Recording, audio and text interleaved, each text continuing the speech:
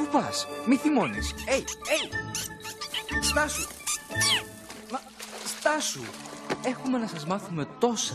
Εκπολιτήσαμε βάρβαρους σε όλο τον κόσμο. Βάρβαρους? Όχι ότι εσύ είσαι βάρβαρη. Τότε η φιλή μου. Όχι. Άκου. Τα έχω χαμένα. Να σου εξηγήσω αμέσως. Φεύγω. Όχι. Δεν πας πουθενά. Άκου. Μην το κάνεις αυτό. Βάρβαρη. Τρόπος του λέγειν. Ξέρεις.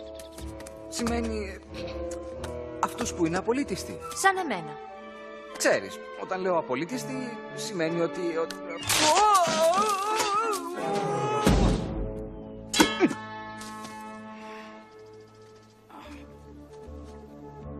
Σημαίνει διαφορετική.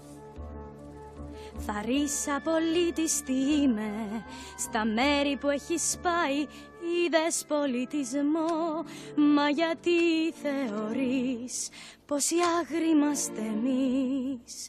Τι έχεις στο μυαλό σου αγνό, αγνό.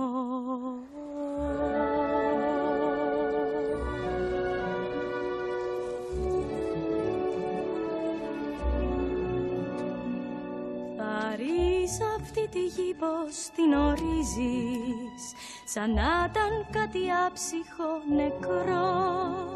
Μα κάθε πέτρα ή δέντρο που γνωρίζεις κρύβει μέσα του ένα πνεύμα ζωντανό. Θα ρεις πως άνθρωποι είναι όσοι έχουν μονάχα τη δική σου τη μορφή. Μα αν ακολουθήσεις έναν ξένο, θε να δεις ότι δεν είχες φανταστεί. Έχεις δει ποτέ σου μαύρους αετούς πορνούν? Ρωτάς γιατί ο λύκος αληχτά. Τραγουδάς ποτέ του δάσους τα σημάδια, με τα χρώματα του ανέμου εσύ πετάς. Με τα χρώματα του ανέμου εσύ πετάς.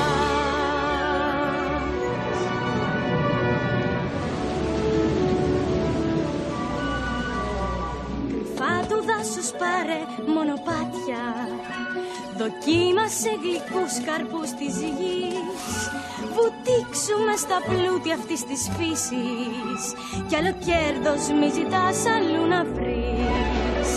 Αδέρφια μου η βροχή και το ποτάμι, παρέα μου τα άγρια πουλιά, και όλοι ενωμένοι προχωράμε σε έναν κύκλο στη ζωή στην αγκαλιά. Αν κόψεις ένα δέντρο, κόβεις μια ζωή, μια γλυκιά ζωή. Και ποτέ σου δεν θα ακούσεις αετούς να ορμούν, τι κι αν είμαστε ερυθρόδερμοι λευκοί. Μας χρειάζονται οι φωνές αυτού του δάσους και τα χρώματα του ανέμου στην ψυχή. Κι αν κρατάς όλη τη γη, θα είναι χώμα, επειδή λείπουν χρώματα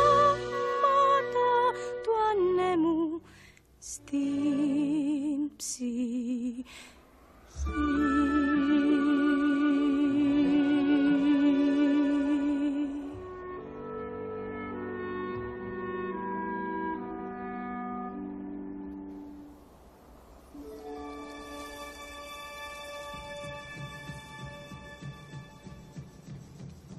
Τι είναι αυτό? Τα τύμπανά μας σημαίνουν συμφορά. Θα πρέπει να φύγω.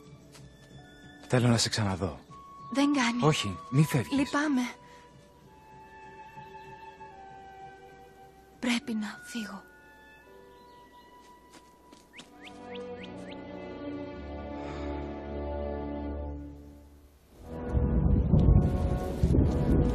Ωραία! Αυτό είναι έτοιμο για σύστημα. 2 έτοιμοι.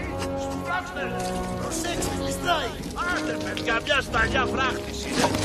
Έλα!